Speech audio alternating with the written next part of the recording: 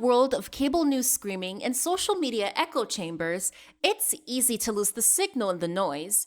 Every day, policy is debated, votes are cast, and your tax dollars are spent. We cut through the headlines to bring you the critical context you need, focusing on what's really going on in news and politics. Welcome to the Analytical Iowan Podcast. This is your daily dose of fact-driven politics. Let's analyze today's news. Here's Eric. We are back here on the Analytical Iowan Podcast. It is Wednesday, December 3rd, and of course, we got a lot to talk about. We always have a lot to talk about because there's always stuff going on with this administration. Now, we had this election going on last night in Tennessee. It was a special election for a vacant House seat. This was a district that Donald Trump had won by 22 percentage points. And we had been talking about the idea of Afton Bain, the Democrat, potentially winning the seat. And I said it was going to be a long shot. Like I said, it was a deep red district that it potentially wouldn't flip, but it could. And one of the reasons we were thinking it could have flipped was because the polling showed Afton Bain having closed within 2 percentage points. Now, I don't like polls. Polls have been notoriously wrong. Based on the polling, Afton Bain could have won by 1% within the margin of error or lost by 5 if the polling was accurate. And that's not what happened. Now, if you can't tell by the way I'm talking, Afton Bain did not win. She did lose, and this Matt Van Epps, who is a Trump humper, who's MAGA as MAGA can be, did win with 51% of the vote. Now, that in itself is kind of troubling because he's a MAGA and he's a Trump humper. But there is some good news in all of this. She did get like 40-some percent of the vote. She only lost by slightly under 9%. Okay. That means she outperformed Kamala Harris by 13 percentage points in a deep red district. That's pretty good. Now, I know some people out there are saying, well, it's a big loss and they're getting upset. And I get that. Okay. Democrats had a chance for a rare pickup and it was going to put pressure on Republicans. But this is still putting pressure on the Republican Party because they didn't do nearly as well as they thought they could have or as they probably should have. Van Epps should have at least won by, you would think, 15 percentage points, but he didn't. He won by less than 9. And now this is going to be a response to somebody that was in my comments who was ultimately a Trump humper that I blocked, came in and said, well, I'm not sick of Donald Trump yet, and his endorsement's worth at least 10 percentage points. Well, if that's true, if that is true, and Donald Trump's endorsement is worth 10 percentage points, that means without Donald Trump's endorsement, a Democrat would have won that district. That's simple math. If he won by less than 10, and according to this MAGA Trump humper, said that Donald Trump's endorsement's worth a good 10 percentage points, well, that would mean Afton Bain could have won if Donald Trump hadn't endorsed this guy. Now, I don't know if that's true, and I don't know if all MAGA think that way. Because we're seeing people coming around, starting to walk away from Donald Trump, and it's going to get worse as things continue. Okay, things aren't going to get better for Donald Trump. He is going to be facing a lot of difficulties with not having support when the Epstein files come out. The more they talk about this issue with Pete Hegseth and the boats, the more his health gets scrutinized, all of it. Every day, things are going to get worse for Donald Trump. So I don't know how much more his endorsement's going to be worth and if MAGA is going to be willing to support him much longer. But we'll see. But according to this MAGA, that Donald Trump's endorsement is worth 10 percentage points. That just tells me there's at least a section of this country, despite everything that Donald Trump has done to this country so far, they will not walk away from it. And what we need to do is once Donald Trump is gone, once he is out of power and once everything comes out, even if they won't walk away from Donald Trump, we need to make it so that being a Trump supporter in public, talking the things Donald Trump is talking about, is not considered socially acceptable, and that it would be similar to how a lot of members of the Klan actually operate, where the stuff goes in the closet. They're not open and talking about it. Now, this is from my experiences, at least from what I know. I have uh, people that I have talked to, in fact, who have had family members that were in the Klan that they never knew. That it has become such a thing where it's it's not talked about in public. It is done in secret. Now, I don't know if that is the same everywhere, but that's the kind of idea what we need to do is where, you know, when your MAGA supporter passes on, somebody's cleaning out their closet, they find all the Trump gear and the MAGA merch and everything, and they go, "Oh my God, this they were a Trump supporter." It needs to have a negative connotation, and I think we can do that. But going back to the election for a little bit, with Afton Bain coming within 9 percentage points of winning, that is just a sign of more momentum. Democrats need to keep their foot on the gas here. They are having a chance to actually make a difference. Now we've got two more special elections coming up, one in Texas, one in New Jersey. Both should be Democratic pickups. Either way, if they pick up those two seats, that would bring the total in the House to 215 Democrats to 220 Republicans. Okay, that means Republicans can lose about 2 votes before they end up before something fails. 3, and the majority goes against whatever they are trying to pass. And then when you have Marjorie Taylor Greene leaving here as of January 5th, and she hasn't changed her mind despite people trying to pressure her to stay to the end of her term. That is going to be another district to watch. Now, I'm not going to say that we can actually pick up that district, but it's a special election. Now, I thought we'd have a lot more momentum if Afton Bain had won that election, um, but she didn't. So now we got to deal with what's going on, and we have to actually put the gas on and keep pushing forward. But the Republican Party's imploding on itself anyway. Um, Democrats need to keep focusing and they need to get their message straight. They need to be honing a message for 2028. And I know the midterms are around the corner, but they need to get their message together for 28 and start using that in 2026. And I'm talking about a New Deal style message.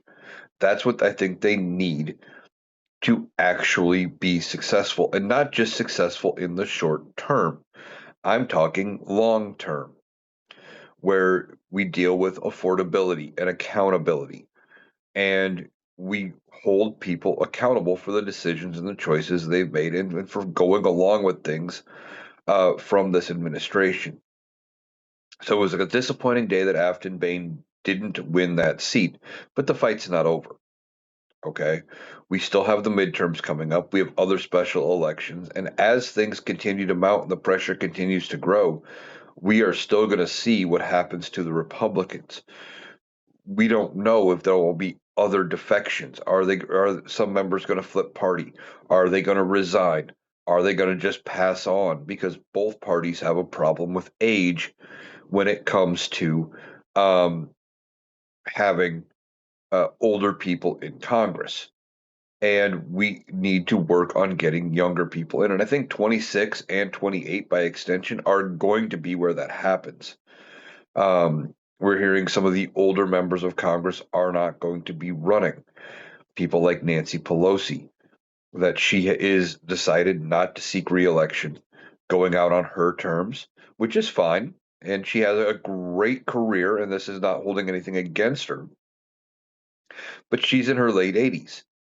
She has fewer years ahead of her than she has behind her at this point by a considerable amount.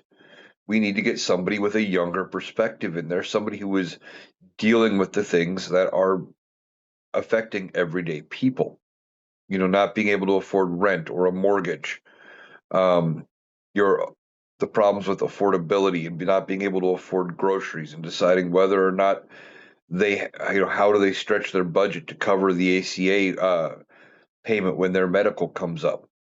All of those things. We need to get younger people in, and that is a good stepping point with some of these older people getting out of the way. But it's a two party problem. And I'm going to throw him under the bus again because I wouldn't be doing my job if I wasn't talking about old people in Congress and complaining about Chuck Grassley.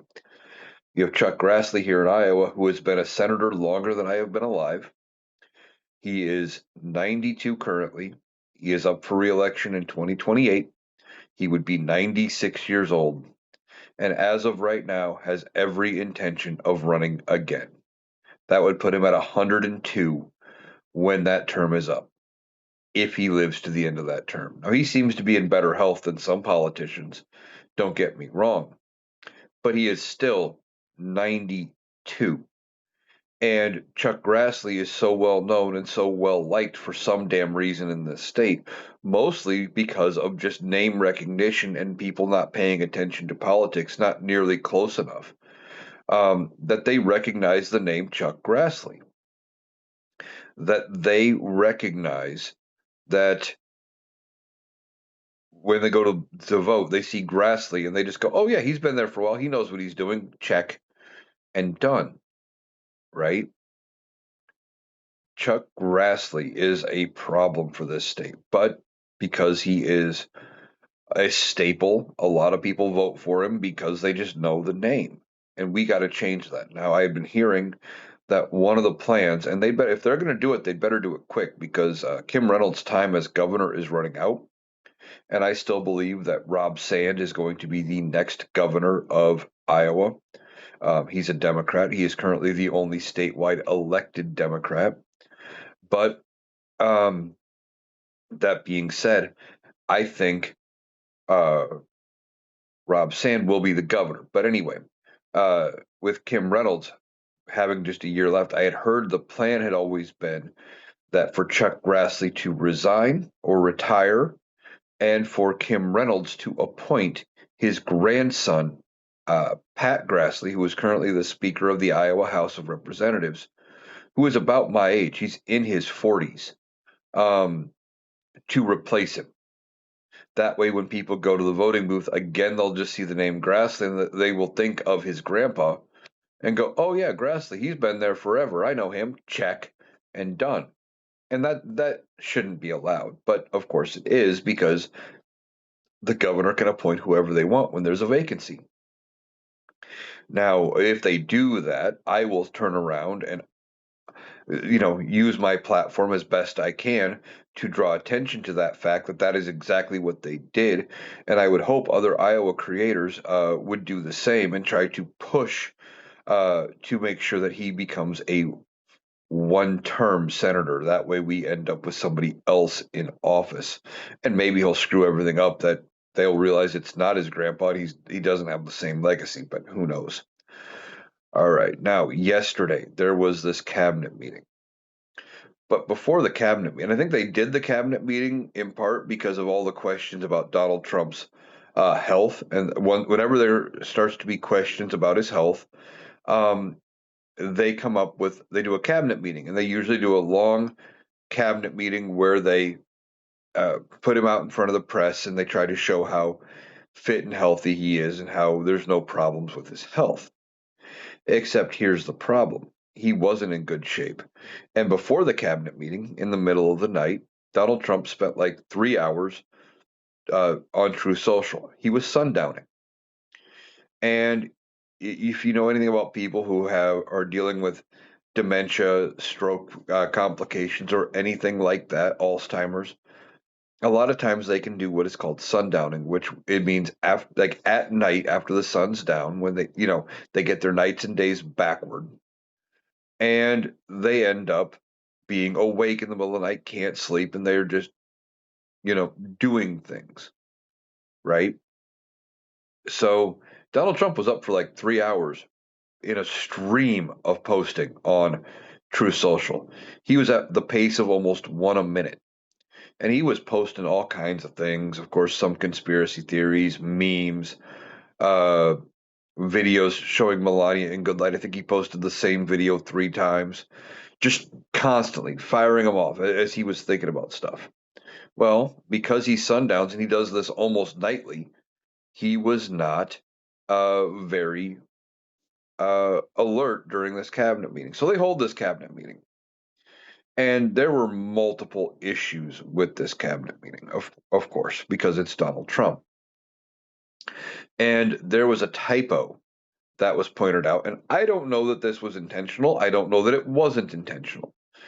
It seems like it could have been intentional and that they were trying to see what they could get away with. But if you don't know what I'm talking about, in front of Secretary of Defense Pete Hegseth, they had a name placard for him. And why do you have to have name placards in front of a room of people that you work with all the time? And I realize they televise the event, but these are cabinet level positions and they are out in front of the cameras enough that the press would know who they are. And when they're talking, a lot of times the media would put name banners and stuff on the screen anyway. So why did they need name placards? But anyway, maybe Donald Trump can't remember people's names and he has to have that he needs the name tag to remind him.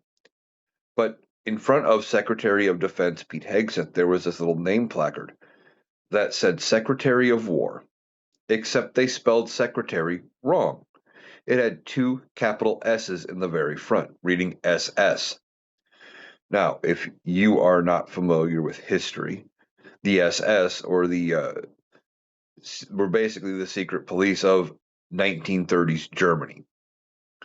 And the correlation here is that, well, some people are saying it was intentional because Donald Trump is playing straight from the 1930s Germany playbook.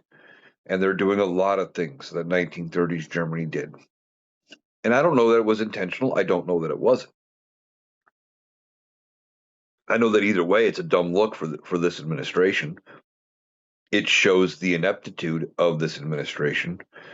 I mean, if you are going to do this nationally televised press conference / cabinet meeting where you're making it look like, Donald Trump is fit and healthy and vital to do all of these things, don't you think you would want to make sure that something as simple as your position is spelled correctly? You're telling me with all of the secretaries in the room, all of the aides in the room, with everybody there, nobody caught that typo, if it was a typo. Now, I don't know which way it was meant, but it's a bad look for this administration. It makes people remember the fact that there are so many comparisons with them to 1930s Germany that we have to sit there and go, well, could it be or isn't it? The fact that we're even questioning it. If they hadn't but done so many things that looked like it came out of the 1930s Germany playbook, we would have just laughed it off and say, oh, it was a dumb typo and move on. But by them doing everything they're doing when it comes to rounding up immigrants and deporting them, no due process, the America First, the attack on the media, the attack on the courts, all of the things that if you watch what Germany did in the 1930s, right after a certain man came to power, and you know who I'm talking about. You would see a lot of similarities, and that is a problem. So you're telling me that nobody in this administration caught that typo? And if we didn't have the similarities, we wouldn't have even noticed, probably wouldn't even be talking about it. But anyway, that was problem one. And then Donald Trump comes out, of course. Well, first, before he says his dumb thing, the cabinet goes around the room. They spend like 45 minutes or so talking about all kinds of things that they are grateful for Donald Trump about and things like that. They're fluffing his ego. And they've done this in multiple cabinet meetings where they go around the room and they say something nice and positive about Donald Trump. And it reminds me of the South Park episode, one of the first ones of this administration when he got in office. You had everybody showing up to the Oval Office, giving Donald Trump a gift and saying something nice about him, and also saying at the end, "Oh, and you don't have a small penis." Yeah, I went there. And if you see that South Park clip, because I've seen it all over TikTok off and on since it aired, it shows this administration is that's how you get something out of Donald Trump. You give him a compliment, you pat him on the back, you tell him he's a genius. And now these cabinet meetings, apparently you say what you're thankful for or what you appreciate Donald Trump for or whatever. And was it Kristi Noem, I think, came out and said, well, she was thankful that we had Donald Trump as president because we had no hurricanes this year, like Donald Trump had something to do with it. Now, he didn't. We just got lucky. For the first time in several years, we had no major hurricanes hit the U.S. coast. And that is a good thing because, well, they've pretty much gutted FEMA. We look at what they've done with FEMA. They've done very little with response. You compare their reactions to how Joe Biden handled FEMA. And FEMA under Joe Biden, okay, they knew that the hurricane was going to hit. I can't remember what the name of the hurricane was, but the one that hit uh, parts of Georgia, Tennessee, North Carolina, and Florida, and then it was followed up right back to back with another hurricane hitting Florida. Um, but anyway, as we knew that was coming, Joe Biden had stuff staged, ready to go for FEMA. The resources were rolling. All they were waiting for was the disaster declarations from the areas that needed help. And within hours of the hurricane making landfall, FEMA was rolling in. Once it was safe to do so, they were rolling in offering aid. But it wasn't enough, according to Republicans. So they bitched and they bitched and they bitched. Remember, we kept hearing about how, oh, well, they're only getting $750. These people lost everything. But that $750 was the initial payment. And that's all the money that was authorized by Congress. That was an initial payment. We're going to get you stable for a few days while we process your claim. We see and while we work on the recovery effort, what can we salvage? What is your insurance going to cover? As you dig out, because there are so many factors in this that they only needed they wanted to give them time to figure out what the actual need was and how they could best help.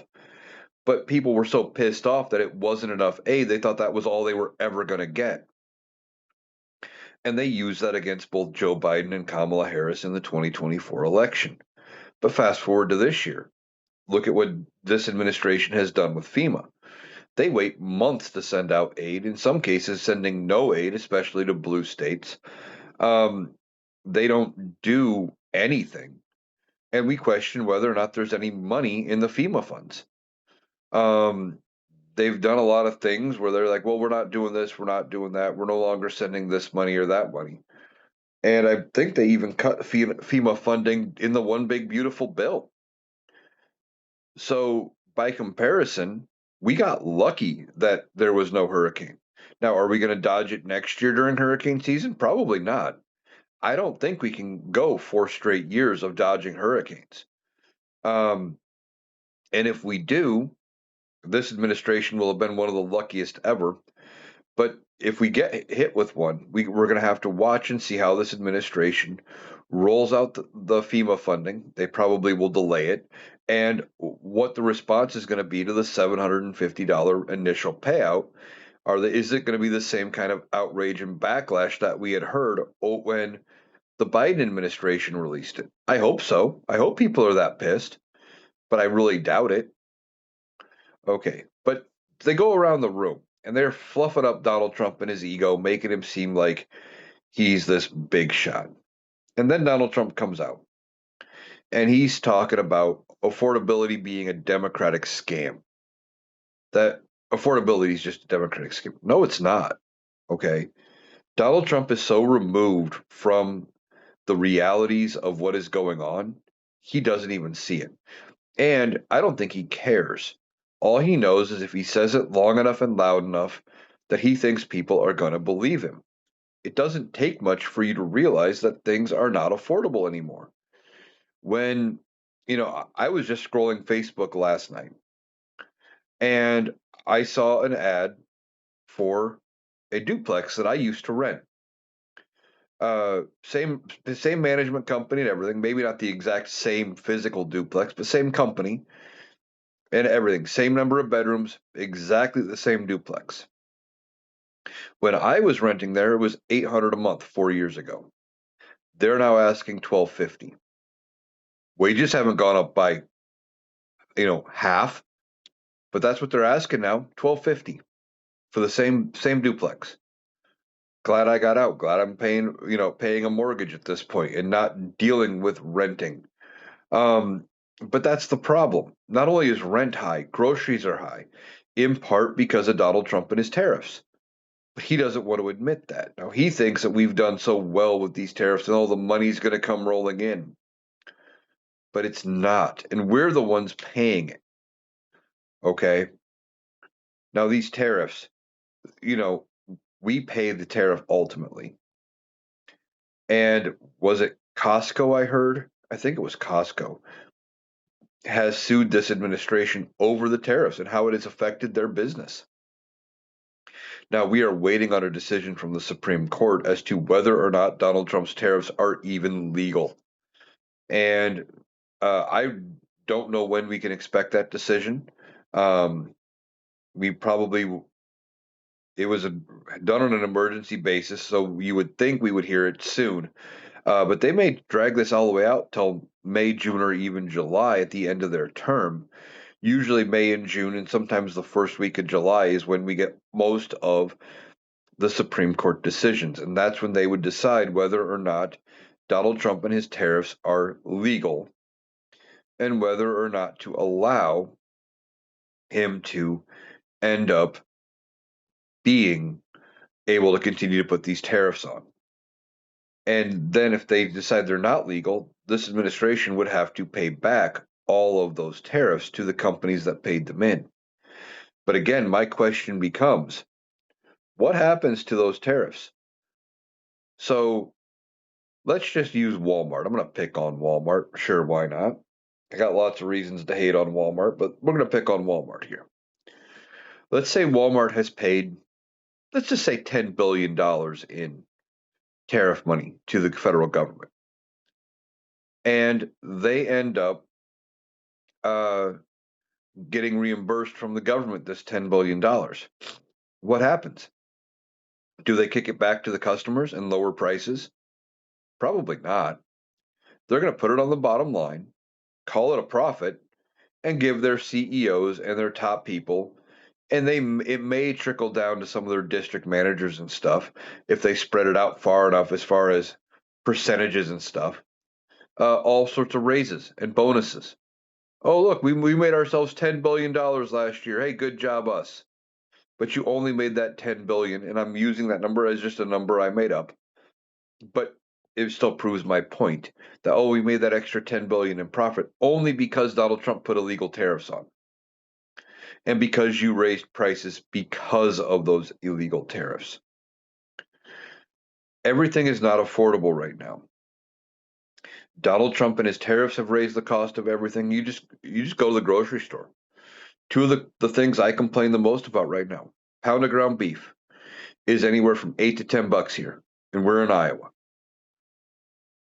Beef used to be, I mean, not that long ago, you could get it on sale between $1.99 and $2.99 a pound, consistently. Now I'm lucky if I can see it on sale for $3.99, and that used to be the regular shelf price. The other one I talk about all the time is soda. And you notice I drink sodas on the podcast. I drink them quite a bit. But 12-pack of soda used to be at one point, and I remember this is going back several years, probably a couple of decades at this point, but you could get them 3 for 10, 4 for 10 every day. And they've slowly gone up and up in price. But even up to just the beginning of Biden's administration during the COVID pandemic, you could still get them on a good day, 5 for 10 on sale. Even 6 for 10, you could occasionally see them 6 for 10 on sale, something like that. Maybe 6 for 12, something like that. You could get them pretty cheap. They're now up to $10 a 12 pack around here. And they are like on sale. You're lucky if you get them 4 for 20, $5 a piece. Now, if I catch them at that price now, I'm buying some. Same with, and occasionally Walmart will have them even cheaper on a rollback or something. But if you're not watching your sales, you're paying $10 a piece. Things are not affordable. And that's just two examples. And there's way more examples than that you could get into. Everything is outrageous and more expensive, and this administration isn't doing anything to help with affordability. But Donald Trump wants you to believe that affordability is a Democratic scam. But he ran on affordability. That was one of his big campaign things. He talked about it all the time, about how he was going to lower grocery prices day one. He was going to have your energy bill within 6 months. He was going to lower gas prices. And yeah, gas prices here are a little bit lower. And when I say a little bit lower than what they were a year ago, I think they are within the realm. It's like 30 cents a gallon. That is not significant. Now, are they lower than what people remember Biden's gas prices being? Sure, because they remember where gas was when Biden took over. And I remember paying it. I was paying almost $5 a gallon. Going, why am I paying this much? And I had just switched vehicles from a small fuel efficient car to a bigger SUV. Uh, and I went from, you know, getting 30 miles to the gallon to getting 18 and having to fill up way more often, going, Jesus Christ, this is expensive. But I knew it wasn't Biden's fault. And of course, Trump pumpers aren't going to want to hear this, but it was Donald Trump's fault. He mishandled COVID.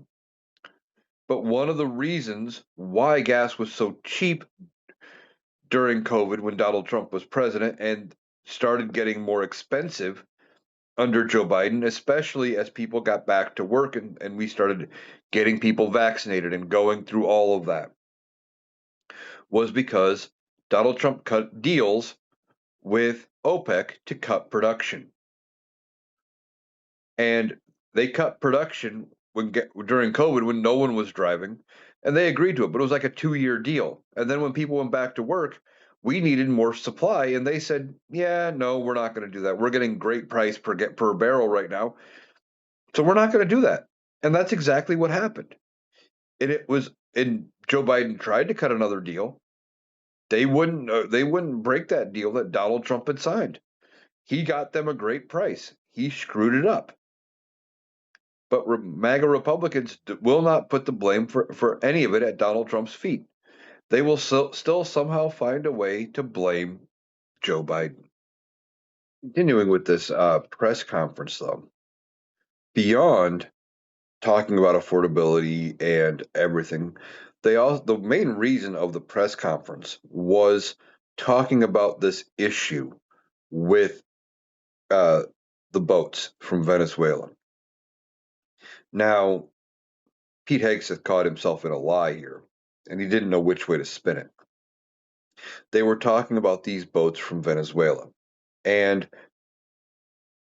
they were talking about how this story has been leaked. Apparently, we've talked about it before, and now there is bipartisan investigations in the House and Senate looking into it about how Pete Hegseth apparently ordered the military to, quote, kill them all. And after one of the boats, it was one of the first ones, it had like 11 people on it. It was blown up. And after it was blown up, the there were some survivors hanging off, so reportedly hanging off the side of the boat. They were in no position to continue fighting. Okay. And they go ahead and they blow it up again. Now, That's one of the reasons for this press conference. But it took him a long time to get into that main reason for this press conference and this cabinet meeting. And Pete Hegseth comes out and says, "Well, yeah, I saw the first strike, but I didn't see the second one. I didn't know anything about the second one." He claims to not know about it. He says he never gave that order. Now, I think there's going to, when in this investigation, we are going to find out that yes, he did give that order, and that um, he is going to end up being known for this. Now, he says he didn't see it, and then he said, well, he wasn't watching it live, he was watching it on TV or something. The whole thing doesn't make a lot of sense. I think they're just trying to divert and distract away from it. I think he knows exactly what he did. And now that there is some scrutiny about what is going on, he's trying to get away from the scrutiny. Now, in theory, if we were in active war with Venezuela, this would probably be a war crime, but we're not at war. We have not declared war on Venezuela. In fact, um, I think the last time we declared war, I think, was December 8th, 1941, after the bombing of Pearl Harbor. Because I think I don't even know that we declared war necessarily on Iraq and Afghanistan. I think they just passed a resolution authorizing the use of force in those areas. I don't think it was actually a full on war declaration. We didn't declare war for Korea. If you know, I reference MASH a lot. And if you're of a certain generation, millennials and older, you're very familiar with MASH. Uh, and numerous times throughout the series of MASH, they talk about Korea and they refer to it as a police action, not a war. Um, and in all intents and purposes, it was a war, but because Congress never declared it as such, they kept referring to it as a police action. Same thing with Vietnam. It was never a fully declared war. So I don't think we've declared war on anybody since 1941. So it's not really a war crime. It would just be what it is, and that would be a straight up murder. And I've talked about it before, but I'm going to bring it up again. The proper way for them to handle these supposed drug running boats, if they knew right where they were, where they could go ahead and target them like they did, well, they should have let them hit U.S. Waters and had the Coast Guard intercept them. They could have turned around, had eyes on them the whole way, tracked them all the way to U.S. waters, have the Coast Guard intercept them, search the boat, seize the narcotics, arrest them, and charge them. That would have been the proper procedure. Something very similar, right? Maybe a joint thing with, you know, would it be the DEA, Drug Enforcement? Yeah, a joint thing with Coast Guard and DEA. So they should have turned around and used something like that. They could have gone through, used the DEA and the Coast Guard, searched the ships, and, seized everything, put them on trial. But they didn't do that. They decided to blow them up. And then we hear this story that there were survivors and they bombed them a second time. This cabinet meeting was an attempt to get a story and a message out to the American people and to get their cover story going about what was actually going on, who knew what. And Pete Hegseth just looked dumb doing all of it. He looked like he was inept, that he was trying to figure out the best way to spin his way out of this. And ultimately, I don't know if it's going to work. Now, there are bipartisan investigations in both chambers of Congress, like I mentioned. And that's significant because members of both parties are saying, hey, we need to look at this. And when they go to investigate and with what comes out, one of the things that could end up happening is articles of impeachment against Pete Hegseth.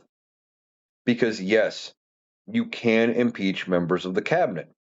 You can impeach judges, you can impeach cabinet members, you can impeach the president. You cannot impeach members of Congress. But anyway, they could draw up articles of impeachment against Hegseth. And because it is a bipartisan investigation and because both chambers are doing their own, the Senate is going to have an idea of what is going to be brought forward if they do go the impeachment route.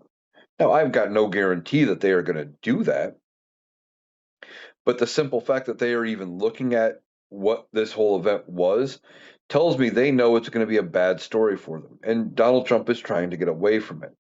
Now, when Pete Hegseth is no longer Secretary of Defense, he could still face other punishments for these actions, including federal murder charges. It's entirely possible because that's effectively what it was. It was a military sanctioned murder. And he could face potentially, because of what they are looking at doing to Senator Mark Kelly. Mark Kelly turned around. He was one of the members of Congress that made that video that reminded members of the military to not follow illegal orders or unlawful orders. And this is probably one of the things they were talking about. And they didn't mention this by name, but clearly there are things where doing this would not fall under typical military procedure. This would be an unlawful order. You do not just blow up and use bombs on non-combatants at that point who cannot defend themselves, and especially when we're not in an active war with that country.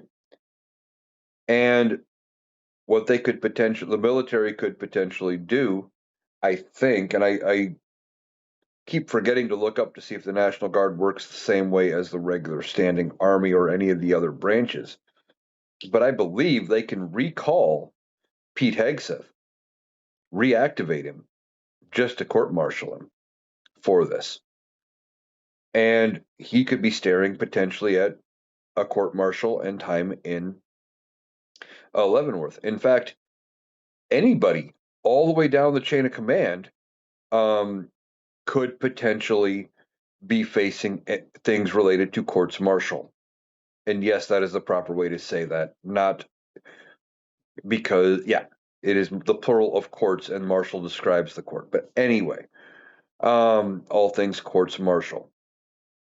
Now, they are trying to throw this admiral, I think it's Mitchell, under the bus. He would have been the admiral directly responsible for it and for sending in SEAL Team 6 and everything else to carry it out. And they're trying to make it seem like he is the one to blame.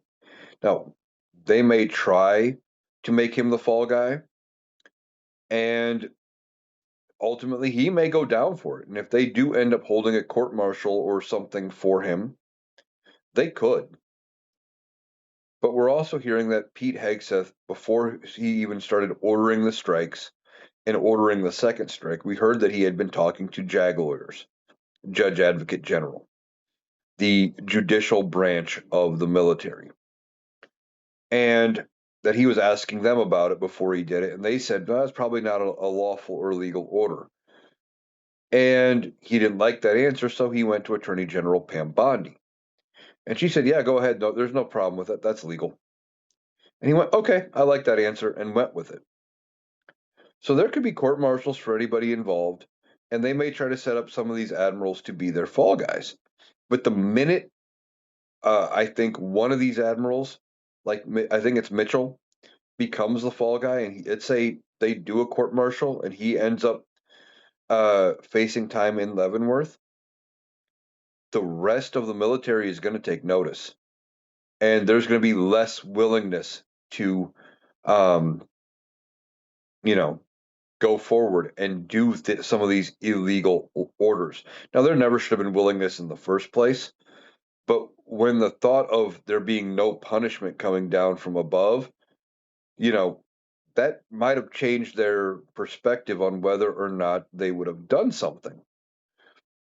But if they start feeling like they're thrown under the bus, they may ultimately end up backing away and not doing the things that they may have been willing to do before when they thought they had some level of immunity. Remember, the only one in that entire chain of command that has any level of immunity is Donald Trump, and that immunity only applies to official acts of the president.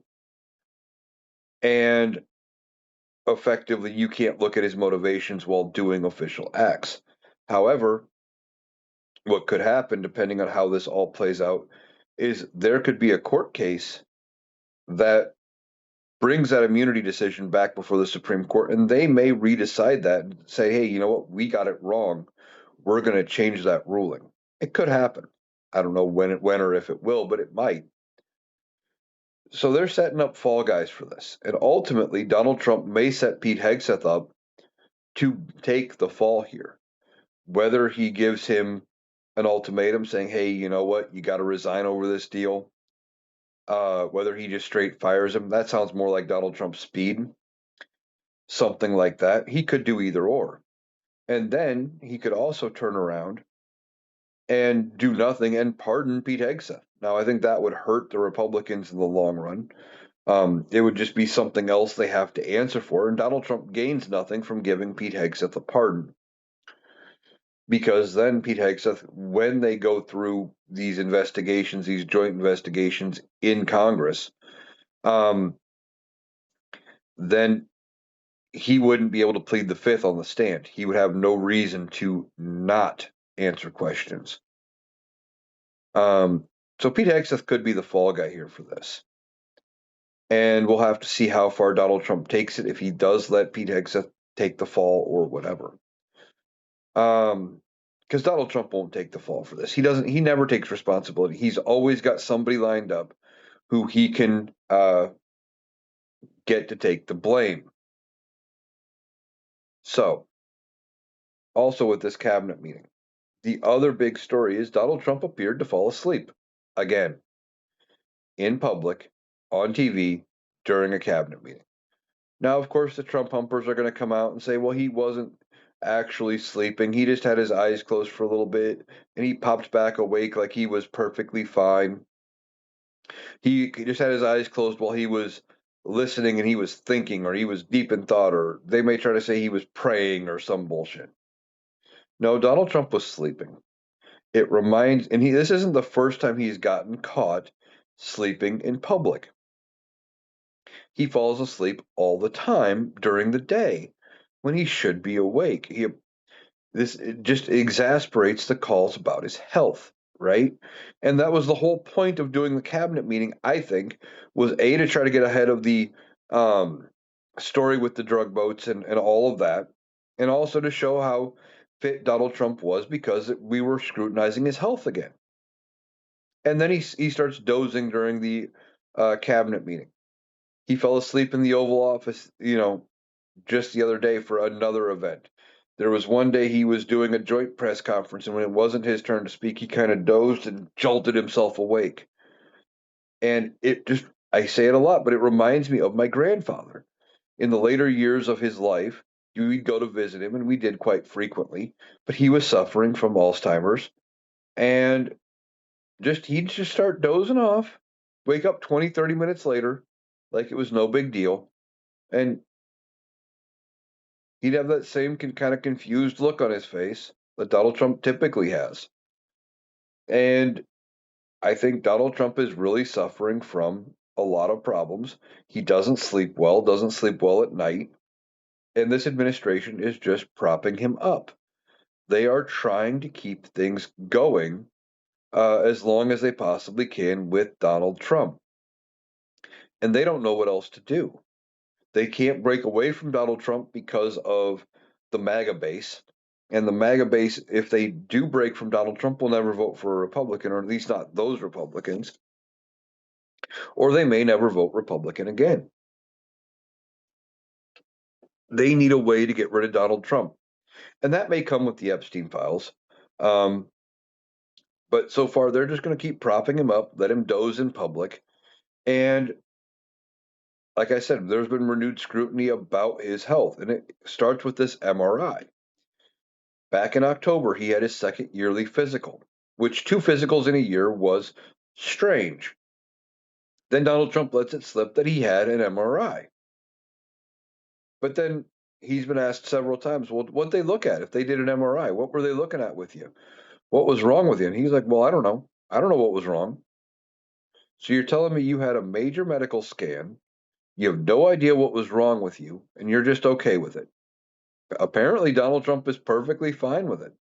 He has no idea what was going on, doesn't know whether they looked at it, although he did say to a reporter, well, I don't know what they looked at, but it wasn't my brain because I had a cognitive test. And I aced that.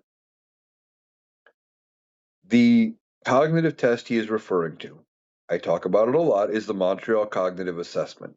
And I've seen this test administered myself. I've never taken one because I don't need one, but I have seen people have to take it. And usually it is correlate the numbers A1, B2, that kind of thing. They'll give you like 5 words and ask you to remember them and ask you again at the very end, hey, what were those 5 words I mentioned? And just see how many of them you remember. Now, I realize some people would not be able to, that part, some people even in their 20s may not be able to get because there's a lot going on and you may, forget 5 words later on. But then they show you 3 pictures of animals and they just want you to very generically name them. Lion, elephant, giraffe, or something like that, right? Or lion, elephant, camel, whatever the pictures are. They vary based on the version you're getting, but it doesn't matter, right? And then one of the other questions they have you do is they have you draw a clock, a typical analog clock. Now, the younger folks would probably struggle with this because analog clocks are becoming a thing of the past. But if they have you draw it and see how close to a clock you can get, now they don't care how artistic it is. It's just draw something that is as close to a circle as you can get and put the numbers in the right spots. And then they have you draw a time frame in there and see how close to the right time you can get. Do you make it look pretty close? And they use that just to see, where your abilities are and things like that, and your cognition. Do you know roughly, how close did you get it? And if you didn't, do you even recognize that it's not quite right, or does it look right to you? And they will tell you that you passed no matter how you did. But of course, with somebody with Donald Trump's ego, they're going to, of course, tell him he aced it, and he's going to believe that he aced it because he needs that. This cabinet meeting, in part, was trying to show that Donald Trump was still fit to be president. He's not. And the fact that he keeps dozing in public is going to eventually, I think, be one of the factors that leads them to ultimately move for the 25th Amendment and remove Donald Trump, if they don't move to impeach him first. And they may move to impeach him over the Epstein files. Why? Because him being in the files would be enough for at least a significant chunk of the MAGA base to walk away from Donald Trump, because they do genuinely care about children. They may be misguided about how they care about children, but they do, right? They may want to that because that's their big argument against transgenderism and LGBTQ and everything is think of the children. How can we explain this to the kids and everything? Because they can't think past the end of their nose and past what their own conditioning, and that, well, if you just teach them to accept everybody, that kids would accept it, right? They think their kids have the same built-in notions that they do, and they don't know how to teach their kids anything different. But they genuinely believe and they genuinely care about kids. And if Donald Trump ends up being in the files with anything that is severely damning, more so than what's already come out, like if these pictures that one reporter, I think it's Michael Wolff, has claimed to have seen that exist is of Donald Trump sitting there with 2 underage girls, both topless on his lap. If that image is real and it is in those files, that may be enough for the Republicans to walk away from Donald Trump. Why? Because they can walk away from him and hopefully keep like 20 to 25% of that MAGA base, or 20 to 25% of the voters that would walk away from it, whatever the number comes up to. I'm struggling with the math here for a minute, but that they keep the voters that would normally walk away, that would have sided with Donald Trump no matter what, that they turn around and they end up ultimately still voting Republican, still showing up because they're that pissed at Donald Trump. Because they know the writing's on the wall. When Donald Trump is out of power, they're done, right? When he's gone, the Republican Party is going to be in for a major overhaul. They're going to have to spend some time scrubbing the party, rebranding, getting rid of everything Trump related, because he's not going to be very well received. He's going to be a pariah. And they're going to have to rebrand if they want to have a serious chance at being relevant in national politics anytime soon. All right, that's going to do it for today's episode of the Analytical Iowan podcast. A little note, I think tonight I am recording with Mike, the Rational Boomer. Now, we are going to be doing the Boomer podcast. We might also be doing this as a joint Boomer and Analytical Iowan podcast, where the same episode would be up over on my page as well. I think we're doing that.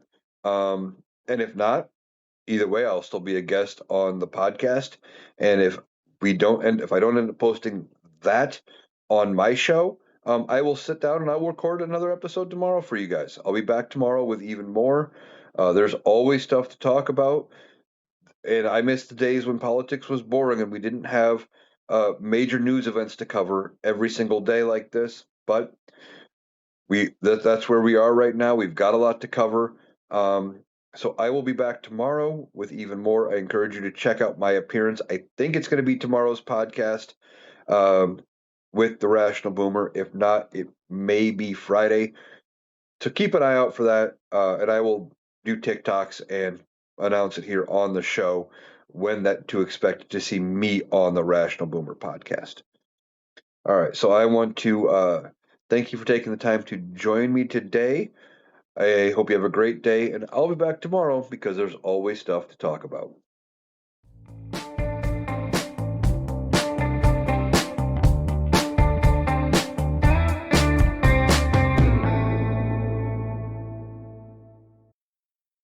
That was Eric.